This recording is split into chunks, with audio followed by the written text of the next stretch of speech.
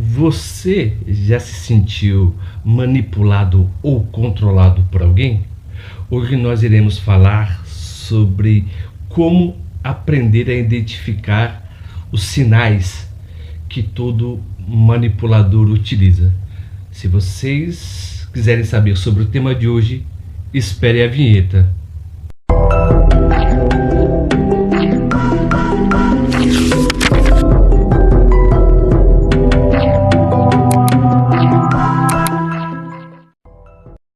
O interessante se verificarmos, manipulação é muito diferente de persuasão. Persuasão é aquilo que eu convenço o outro, mas de uma maneira totalmente consciente.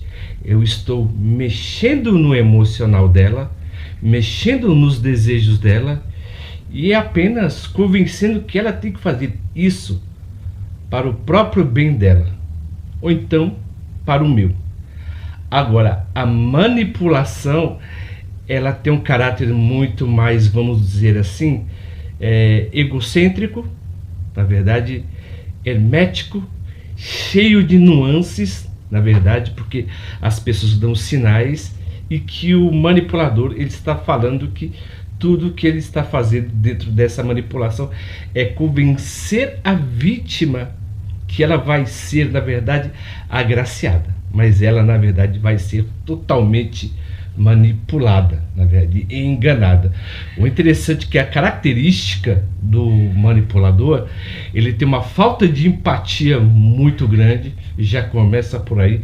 A pessoa que persuade, muitas vezes, de uma maneira saudável e convincente, né? Ele faz isso de uma maneira que a pessoa está consciente daquilo. O manipulador não. Então é por isso que o manipulador, ele tem falta de empatia muito grande, ele tem uma necessidade de controle, ou seja, tudo tem que estar debaixo dos ditames e da ordem dele, e tendência, na verdade, de distorcer a realidade. Então, quando falamos, por exemplo, sobre manipuladores, há diversos tipos de manipulação. Há manipulação, por exemplo, emocional, né? Há manipulação verbal e há manipulação financeira. Qual que é a manipulação emocional? A manipulação emocional é aquilo que, na verdade, eu moldo a percepção da pessoa para poder me agraciar, né? Ou seja, a pessoa que já está utilizando de uma maneira totalmente capciosa, né? E a verbal, por exemplo, tende a consistir, por exemplo, em palavras, né, que eu vou agradando essa vítima e do qual eu estou angariando ela para fazer a minha vontade. E a financeira, por exemplo, é que quando eu pego o dinheiro dessa pessoa e eu falo que eu vou ajudar ela, mas na maioria das vezes eu estou pegando o dinheiro para satisfazer a minha própria vontade. E quais são as táticas de manipulação que existem? A primeira, por exemplo, tem um gaslighting. O gaslighting, por exemplo, tende a colocar a percepção da realidade da pessoa totalmente em xeque-mate. O que significa isso? Por exemplo, quando eu mudo as coisas de lugar, eu cato essas coisas para mim, escondo, guardo, e a pessoa muitas vezes fica perguntando: nossa, eu deixei determinado objeto em determinado lugar, você sabe? Aí eu falo assim: não, eu não sei do que você está falando, né? Ou seja, ele sabe onde é que a pessoa deixa as coisas dela, né? Estamos dizendo, por exemplo, quando essa pessoa tem a tendência, na verdade, de manipular a pessoa, a percepção que ela tem da realidade. Ela guarda o dinheiro, depois ela olha: cadê meu dinheiro? Meu dinheiro estava aqui na minha carteira. E a própria pessoa que pegou falou, ela na maioria das vezes fala: ó, eu não sei de nada, eu não peguei. E a pessoa, por exemplo, começa a duvidar: poxa, será que eu coloquei? Será que eu coloquei? Será que eu não estou ficando louca? Será que eu não estou ficando lesa? Então, o manipulador, ele tem, na verdade, esse costume de moldar a percepção da mente da pessoa, da realidade da pessoa, para que a pessoa sempre fique confusa. Então ele faz isso, na verdade, com muita maestria. A segunda que ele faz é a chantagem emocional. Por exemplo, ele pede um favor para você, ele sempre faz algo para você visando em troca. Tudo para ele consiste em troca. Se você, por exemplo, não faz aquilo que ele pediu, ele vai mudar, por exemplo, de uma tática que é totalmente violenta para sedutora. Ou então, se ele não consegue pelo lado da sedução, ele sempre vai fazer o que? Pelo lado da violência. Ou seja, ele sempre vai fazer o que? Uma espécie de vitimização e terceirização. Essa vitimização, ele sempre vai falar que tudo que ele faz é para o bem da pessoa. E quando ele comete algum lapso, que dentro da projeção dele é um lapso, ele sempre projeta falando o seguinte: olha o que você me fez fazer. Isso acontece muito em relação, por exemplo, entre marido e esposa, entre namorados, principalmente quando a pessoa é totalmente possessiva.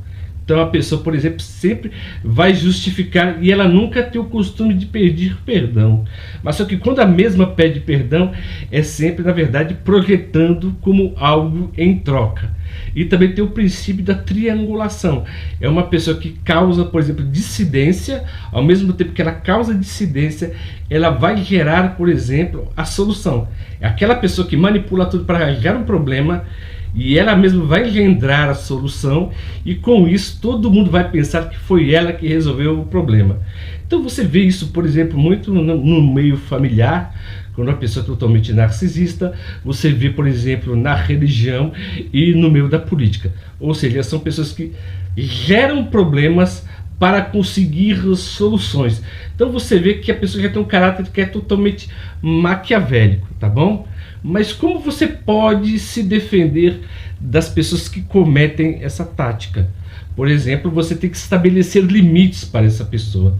Na verdade, você não pode deixar ela te fazer esse processo de despersonalização que o gaslight faz a pessoa ficar totalmente confusa. Você estabelecer um limite para a pessoa, daqui você não passa.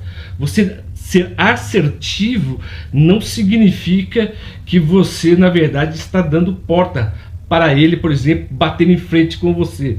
Por quê? Toda vez que ele bate em frente com você, ele tenta te convencer, ou então pela sedução ou pela violência. Muitas vezes as pessoas não querem lutar contra o manipulador, e o manipulador sempre vê isso por causa do cansaço. Então você tem que ser assertivo, tá? E estabelecer o seu limite.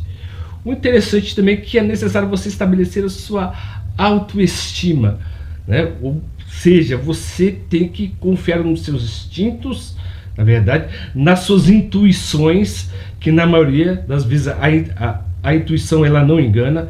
Há alguns lapsos sim, mas sabe quando você se relaciona com uma pessoa e você vê algo que não está dando certo? Uma pessoa demasiado simpática, demasiado amorosa, ela faz favores muitas vezes para você, sem você ao menos perceber, e a pessoa, por exemplo, pode achar isso bonitinho, né? Mas a pessoa, por exemplo, tem que estabelecer uma autoestima muito grande. Por quê? Porque se você dá um espaço muito grande para a pessoa fazer tudo para te agradar, ela também ela vai se achar no direito de cobrar essa atenção que você não dá para ela, e ela cobrar e chamando você de ingrato, né?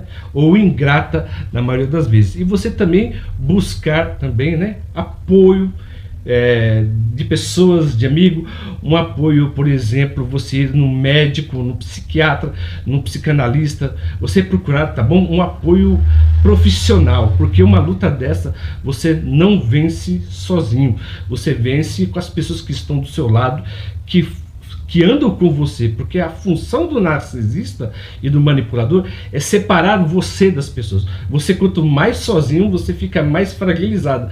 Você, quando está ao apoio, por exemplo, rodeado pelos seus amigos, pelos seus familiares e pelas pessoas que te amam, você estará muitas vezes mais forte, porque é muito mais difícil, né? Porque está todo mundo olhando, está todo mundo verificando, e você sempre nunca abra mão das pessoas que você ama, seja amigo, seja pai, seja filho, a favor de uma pessoa que você conheça. Porque muitas vezes o manipulador ele tem essa tendência, ele causa separação para que ele possa, na verdade, te afastar do outro e falar que vocês dois se amam e estão contra os outros, que é totalmente contra esse amor. Então, você tome cuidado muito bem com isso, viu? Porque uma pessoa que faz isso, ela não quer o seu bem, ela apenas está mexendo no seu imaginário, mexendo nas suas emoções para poder te conquistar ainda mais. Então o tema de hoje falou, por exemplo, sobre se você ou não é manipulado pelas pessoas. Muitas vezes eu já fui, né? Por exemplo, quando você está afim de uma pessoa e a pessoa joga esse encanto para você, é muito mais fácil quando você sente algo por essa pessoa. Então a pessoa fica totalmente encantada. E uma pessoa que fica totalmente encantada, ela não vai olhar, por exemplo, para os fatos que acontecem, porque as pessoas dão sinais. Os manipuladores dão sinais. Mas como você está totalmente encantado e apaixonado por aquela pessoa, você não vê os sinais que elas dão, que são praticamente como faróis. Mas sim você vê, na verdade, essa pessoa que está no meio desses sinais. Então você nega tudo aquilo que é real. Somente quando você se separa que você começa a verificar que o manipulador, na maioria das vezes, eles dão sinais, mas só que nós não vemos porque estamos apaixonados tão grande e tão intensamente por ele que não vemos a realidade. Se vocês gostaram do tema de hoje, por gentileza, se inscrevam no canal, aperta o botão das notificações e dê um joinha. E aqui também eu vou colocar para vocês, tá bom? O QR Code, do qual que você pode entrar também no nosso canal, né? Que você vai ver os vídeos. E eu também estou entrando no Substack. No Substack eu também escrevo, por exemplo, não somente temas de psicologia, mas também temas, né, de filosofia e comportamento humano. Então eu estou colocando aqui para vocês, tem até já na playlist, na verdade, como você deve verificar as características de um narcisista, de um manipulador. O manipulador sempre faz essas coisas. E é bom sempre você olhar esse vídeo, tá? Que ele explica de uma maneira muito mais otimizada. E como sempre, viu, eu agradeço o carinho e a atenção de todos. E contem, por exemplo, uma história que vocês tiveram com essas pessoas que são totalmente enganadoras, sabe? Porque todo mundo passa por esse tipo de experiência, ninguém está isento de sofrer esses tipos de problemas. Como somos seres sociáveis, nós temos tendências, tá bom? De ser manipulados. Isso é característico da natureza humana. E como sempre, viu, eu agradeço o carinho e a atenção de todos mais uma vez e até o próximo vídeo.